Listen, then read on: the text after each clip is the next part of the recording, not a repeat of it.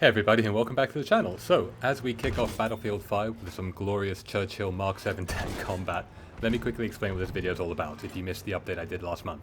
Like some of you, I came into Battlefield late. I entered at 2042, it's the only game I've ever played. I've heard the other titles are exceptionally good, still highly relevant in 2024, so I'm off to have a look and give myself a Battlefield education. And I'm starting with Battlefield 5. There you go, that's the 101. And I have to say, Battlefield 5 is absolutely incredible, and I'm not trying to hype it. Seriously, this game is like a movie. Have you guys ever seen Memphis Belle? Any of you old enough to have seen that film? I mean, I am having a truly amazing time with this game. And I'll shout out a couple of examples later, but also, for a game that's, what, 7 years old? It is visually stunning. I mean, it's completely toe-to-toe with 2042. And the sound effects are beautiful. I mean, they're to die for. I mean, just let me shut up for a second and just listen to this.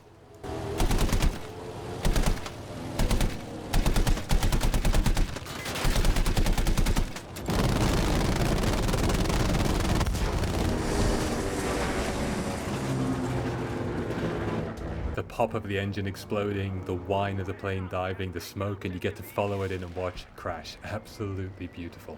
This game has so many cinematic moments.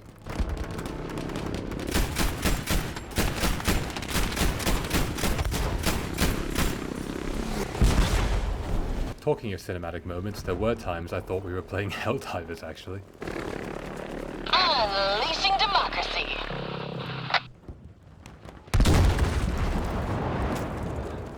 Now that's what I call liberty.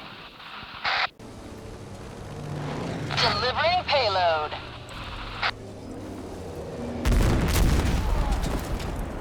Boom, target down. Eagle 1 leaving combat zone to resupply. Speaking seriously for a moment, I always played Engineer in Battlefield 2042, and coming into Battlefield 5, playing as an assault class, I found those skills to be highly transferable, and, I very quickly got into the feel of the game. Sure, the weapon balance is different. Engineer is actually split into two. You have the assault class for the destructive side, support for the repair side. The maps are obviously completely new and beautiful, but you're not going to have any trouble fitting in there, as you saw with me flying and riding the tanks earlier. I even managed on a couple of occasions to top the leaderboard, and that's not yay me, I'm not trying to pick myself up. The point is, it was just that intuitive coming from 2042 back into Battlefield 5. I mean, here's another example that Enders is always on about. Provided you did your practice in Battlefield 2042, 300 meters. you're not going to have any trouble in Battlefield 5 either. Objective Taser is ours. 100 years between them, but still doing it the same way your great-granddad did back in the day. So whilst we have a little bit more flying, let me just quickly outline the structure of the video and what I'm going to try and do with this. First, let me just have a little bit more of a fanboy moment, talking about some of the things I've really appreciated about Battlefield 5.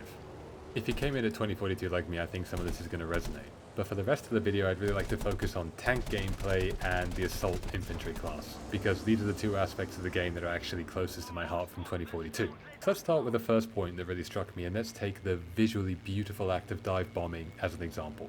You'll see where I'm going with this.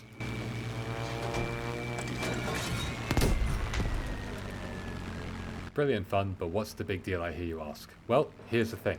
Battlefield 5 has a really cool vehicle mechanic, I think at least, that when you use the ammunition you start with, look at the bottom right here and you'll see, it doesn't just magically reload the cooldown counter going around again. You've actually got to travel, and I'm going to let the camera roll so you can see how far we're talking if like me you didn't know about this, to reload your weapon. Only once you've made this journey will the cooldown start again and you can go back to using the weapon like you're seeing on the bottom right there.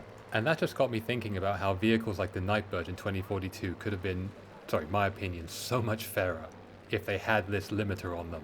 Just a thought for the next title. The next thing I would say in my little fanboy moment is just how beautiful the maps are. Now, I want to be very clear, what you're seeing here is honest. I dropped into a map for the first time. I've never seen this before.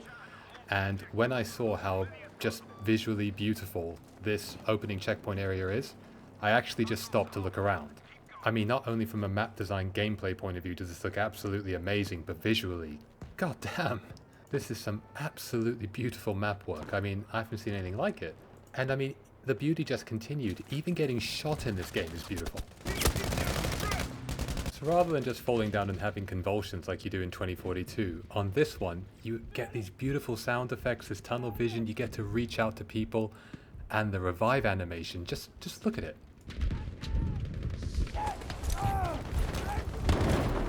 That is unbelievably cool, and these little animations, even here, like hopping out of a vehicle, running up to revive your friend and getting back in, it's like a movie, and wow, how did this get dropped from 2042?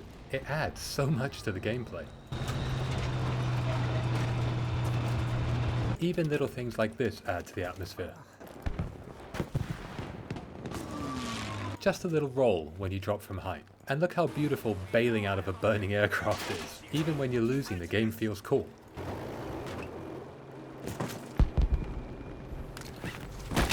Just remember you have to open your parachute a lot sooner in this game. The game's littered with these tiny bespoke animations, like for example this one reloading field artillery. That to me just added so much to the atmosphere, the enjoyment of the game.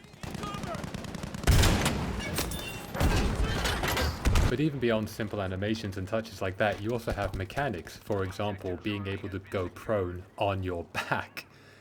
You know, that adds so much to the gameplay, particularly like you're going to see here when you're battling against a tank, and being able to dive out the way while still attacking is actually quite useful.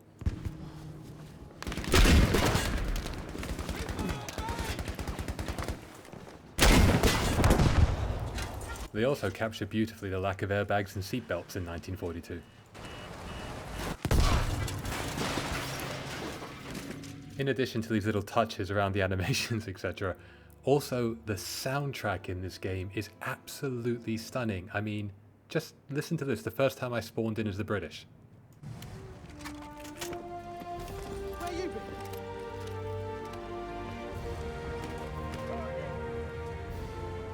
I mean, if you're going to play me in like that, I've got no choice but to perform, do I? Got to do it for England.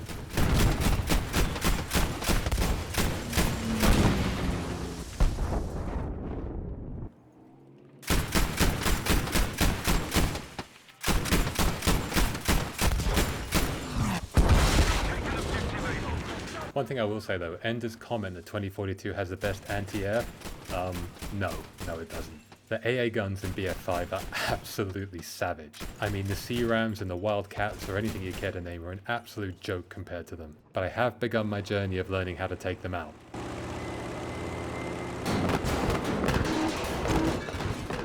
Wait for it. Gotcha, but still more work to be done there. And the last thing I'll say before moving on to the tank and assault class gameplay, I may possibly be in love with the Spitfire. And no, not because I'm British. Although obviously that doesn't hurt. It's an absolute joy to fly, and I love the quadruple machine guns for taking out aircraft. The trade-off is it can't do dive bombing like the German or the US equivalents, but it's just so much fun. But yeah, just to wrap up this section, the game is absolutely beautiful. I love the attention they've put into these small animations, small details that add to the atmosphere of the game, and just, it doesn't have any of that arcadey feeling that 2042 does. Now don't get me wrong, I'm not criticizing 2042 for that. The faster paced arcadey style, I enjoy it. I like having both options, it's not either or to me. But if you haven't played BF5 before, or if it's been a while, this is an absolute gem of a game to come back to, particularly as 2042 enters its end life. Alright, fanboy moment over, let's start talking about actual gameplay. Tanks in BF5 are completely different from 2042. First, as you're seeing here on the right hand side, you have to think about every single shot you take because you have a finite supply of ammo. The next major differences are you are extremely slow moving, and there's no mitigations like active protection or anything like that. So you need to think very carefully about where you're going, and once the fight starts like you're seeing here, you're committed. Third, you only get one active repair. It will not go around on cooldown, you have to drive to a resupply, and you see that flashing repair button, you cannot use it when you're in a fight. Unless you've got a support player on your team, which are absolutely god tier in BF5 by the way, there's no repairs until you make it to the other side. And finally, tanks have incredibly thick armor in BS5. It took me 7 hits in the side to win this fight.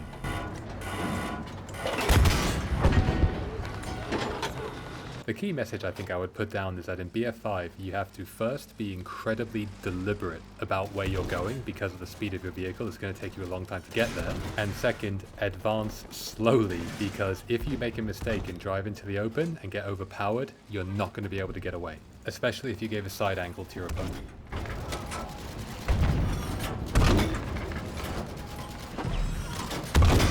have charge of objective Charlie.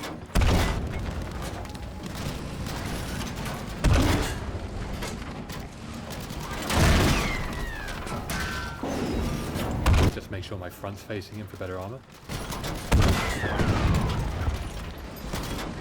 Let's take a look at one more tank pushing on an objective because at the end it makes a point I really want to make about repairing vehicles.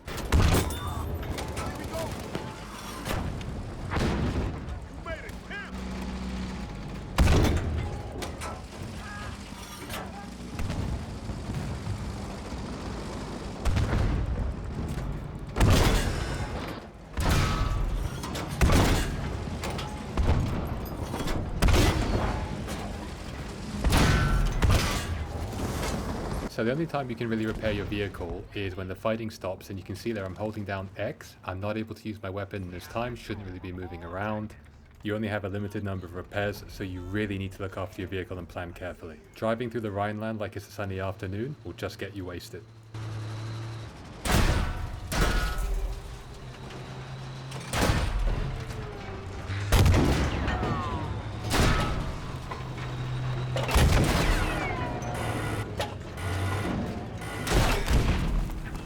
Terrible positioning and awareness, and I got exactly what I deserved.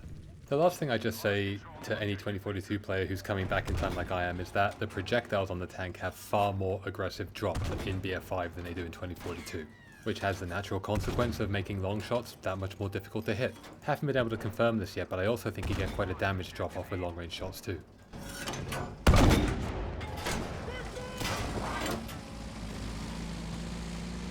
The net of this is, if you push all the way to the front line and start taking long shots at your opponent back in their spawn, because you have cut yourself off from your supply line by going so far forward you can't reload, and they're going to have infinite ammo and infinite reloads because they're in their spawn, you are going to run out of ammo and you're going to run out of repairs.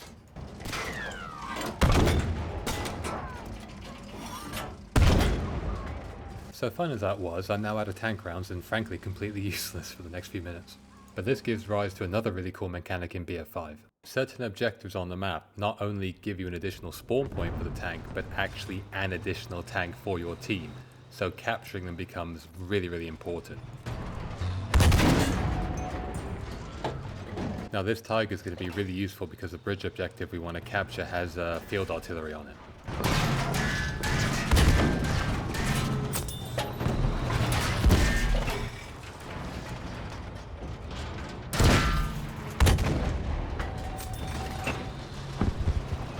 So the front armor stood up really well to that, and the muzzle flash gave away where he was, so I was able to land the shots.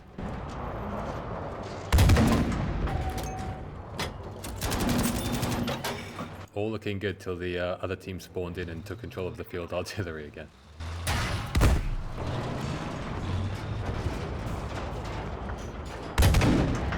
Having a little trouble finding the range, so it's getting a bit sweaty for me.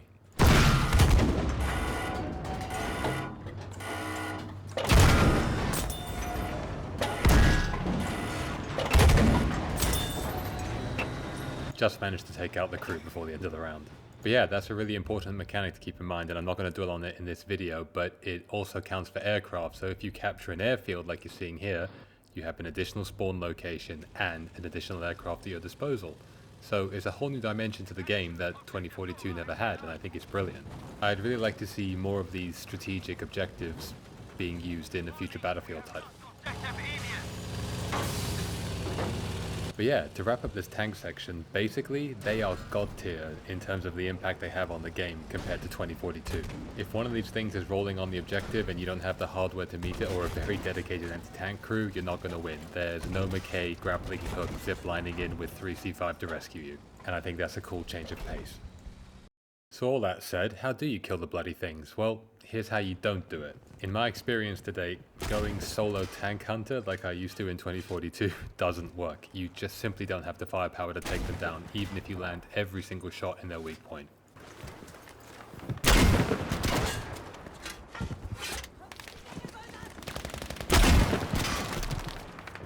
Four shots in the back and it's still going strong. If you plan on taking a tank down with bazookas, you've got to run in a pack like this.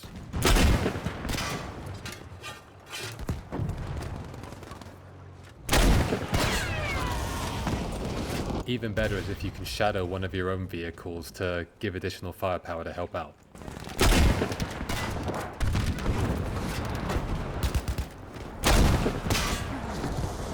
Now the dynamite, which is basically C5 from Battlefield 2042, is pretty good against light vehicles, as you're going to see here. We have taken objective Emil towards us. Just keep in mind it's got a hell of a blast radius on it. Explosive set. I think that might be the worst I've ever been killed in a Battlefield game. But yeah, the sticky dynamite C5 is good against light vehicles. Let's watch one more. Alles klar, Dynamit bereit. Done it. Objective Caesar is ours. But as you're going to see here, double C5 and a tank bazooka to the side isn't enough to take down a heavy tank. Explosives ready here.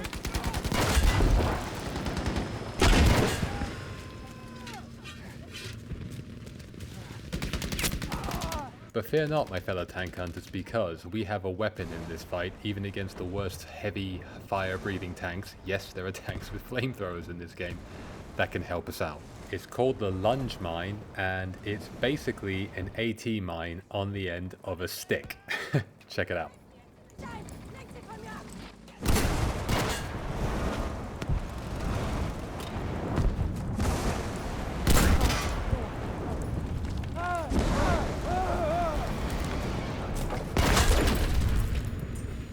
So I'm not going to lie, I actually doubted that these things were real, lunge mines, but I did a bit of research and apparently yes they are, and I'm not going to make fun of anybody who had the balls to do this. But bloody hell.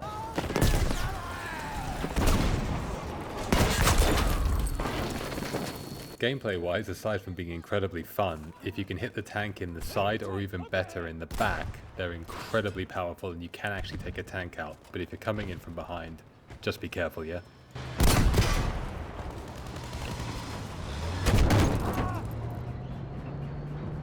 Now if your character's taking a bit of damage, using a lunge mine is basically a suicide move, just like the real deal, which is definitely a suicide move.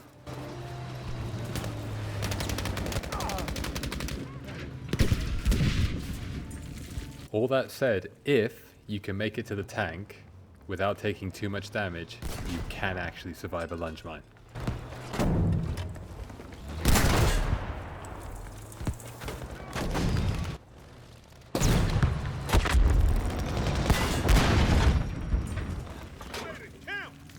That is one of the very few times I actually survived doing that. But yeah, I'm really enjoying how much of a menace tanks are in Battlefield 5. There's no Apache or Draugr or Jet coming to save you and blow them up for you. There's no McKay ziplining in. There's no Crawford just going to do it in two. Every tank fight is gritty and I love it. And it gives you a real sense of squad achievement when you take them out. Right, I think that's probably enough for the first Battlefield 5 video. I hope you enjoyed it. I'm only just starting. I'm sure I'm getting a lot wrong, but I'm having a huge amount of fun. If, like me, you came in at 2042, you've never touched another Battlefield, I strongly recommend you grab a copy of BF5 and come play.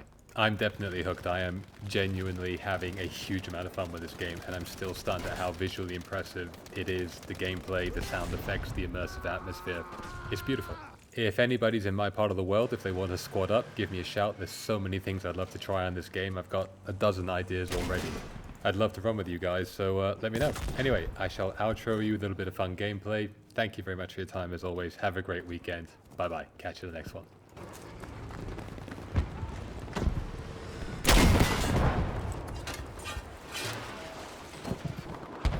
Feindlichen Panzerwagen gesichtet.